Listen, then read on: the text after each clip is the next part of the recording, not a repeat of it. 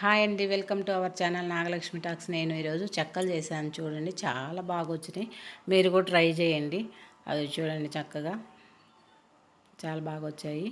ఒక కేజీ పిండి తీసుకున్నాను నేను. కేజీ పిండికి ఎంతో క్వాంటిటీ చూపిస్తాను, వీడియో స్కిప్ చేయకుండా చూడండి, పూర్తి దాకా చూడండి చివరి వరకు. అదిగోండి, ఆయిల్ కరగబెట్టుకొని పోసుకున్నాను. అదే ఆయిల్ కాదు, నేను నెయ్యి వేసాను. మీరు కొంచెం వేడి నూనె వేసుకోవచ్చు, నెయ్యి వేసుకోవచ్చు, మన ఇష్టం అన్నమాట. అదిగో చూడండి, వేడి నెయ్యి వేసాను కదా, బాగా కలుపుకోవాలి.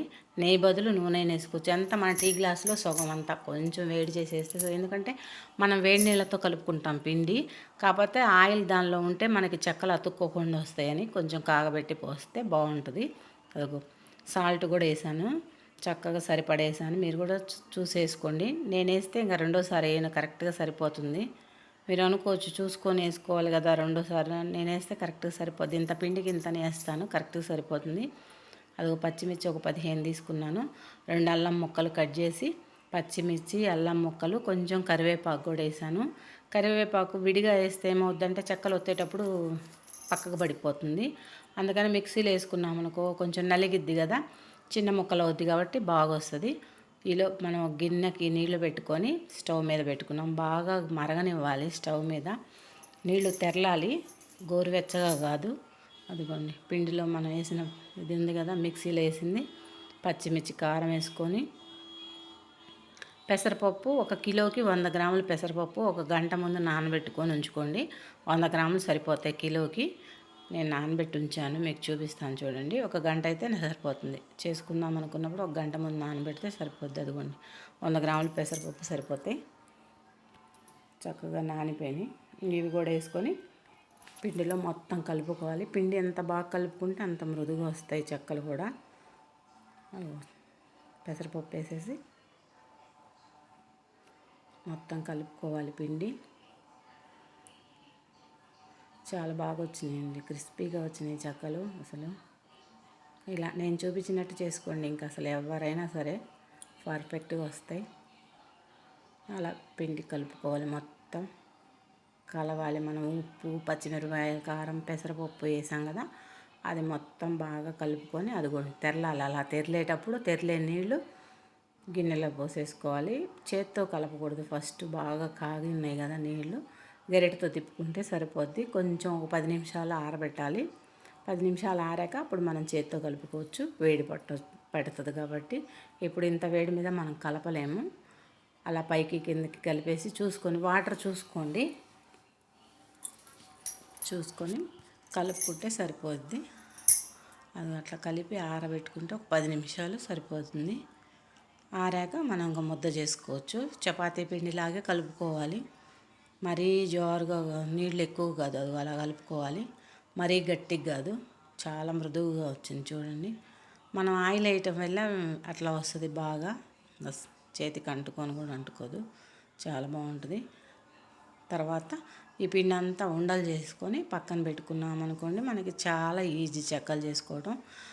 కొంచెం కొంచెం ఉండలు చేయటం ఇవన్నీ కష్టం అవుద్ది. ఫస్టే ఉండలు మొత్తం పిండిని ఉండలు చేసేసుకున్నాం అనుకో, ఇంకొకసారి స్టవ్ ఆన్ చేసుకొని వేసుకోవచ్చు. ఒక పేపర్ మీద వేసుకొని పూరీ ప్రెస్తో అవి చూడండి అలా ఉండలు చేసి పక్కన పెట్టుకుంటే మనకి ఈజీగా అవుద్ది.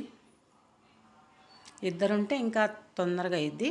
నేను ఒకదాన్ని చేస్తున్నాను కాబట్టి కొంచెం మొత్తం చేసుకొని రెడీ పెట్టుకుంటే సరిపోద్ది.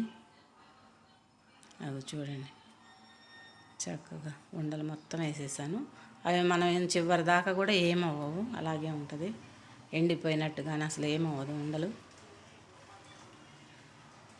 పూరి పిసర ఆయిల్ కవర్ ఉంటుంది కదా, ఆయిల్ కవర్ నేను అలా కట్ చేసి ఆయిల్ కవర్ పెట్టేసి పూరి ప్రెస్ మీద పెట్టడమే.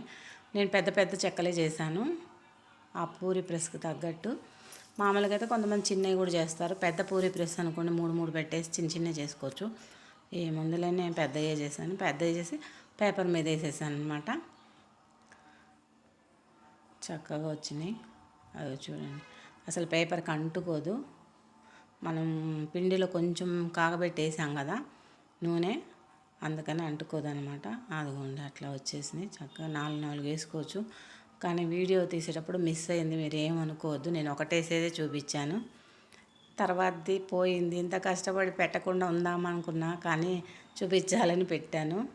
అది కొంచెం చక్కగా చేసి పెట్టుకుంటే రెడీగా వేసుకోవచ్చు. ఆ ఒకటేసేదే కనపడుతుంది మీకు, తర్వాత వేసింది కనపడలేదు. అదిగో చూడండి, వేసేసాను మొత్తం. 4 వేసుకోవచ్చు, ఏమి ఎరగవు చేసి పెట్టుకున్నా కానీ. చక్కగా అదిగో చూడండి, ఆ పొంగంతా ఆరిపోయినాక కాల్పు మనం తీసుకోవచ్చు బాండిలోంచి. చక్కగా వేగనివ్వాలని ఒకసారి తిప్పేసుకుంటే ఇంకా అవే వేగుతాయి. ఫస్ట్ వేసిన వాయ తిప్పేసుకోవాలి, అట్లా తిప్పేసుకుంటే ఇంకా చక్కగా వేగిపోతాయి అన్నమాట. చాలా బాగా వచ్చిందండి, మీరు కూడా ట్రై చేయండి. అది ఇంకా నూనె అది అంతా పొంగు ఉంది కదా, ఆ పొంగు ఆరిపోగానే అదిగో చూడండి, పొంగు ఆరిపోయింది కదా, బాగా వేగినాయి. కారం వేస్తే మనకి బాగా ఎర్రగా వస్తాయి. ఇది పచ్చిమిరపకాయల కారం కాబట్టి లైట్గా వచ్చింది కలరు. ఏం కాదు, బాగా వేగినాయి, చాలా క్రిస్పీగా వచ్చినాయి. చూడండి ఎంత బాగా వచ్చినాయో. వాయ తీసి మళ్ళీ వాయ వేసుకోవటమే.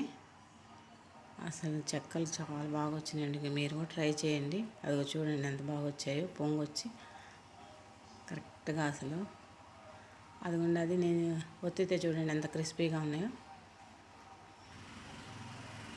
బాగా వచ్చాయండి.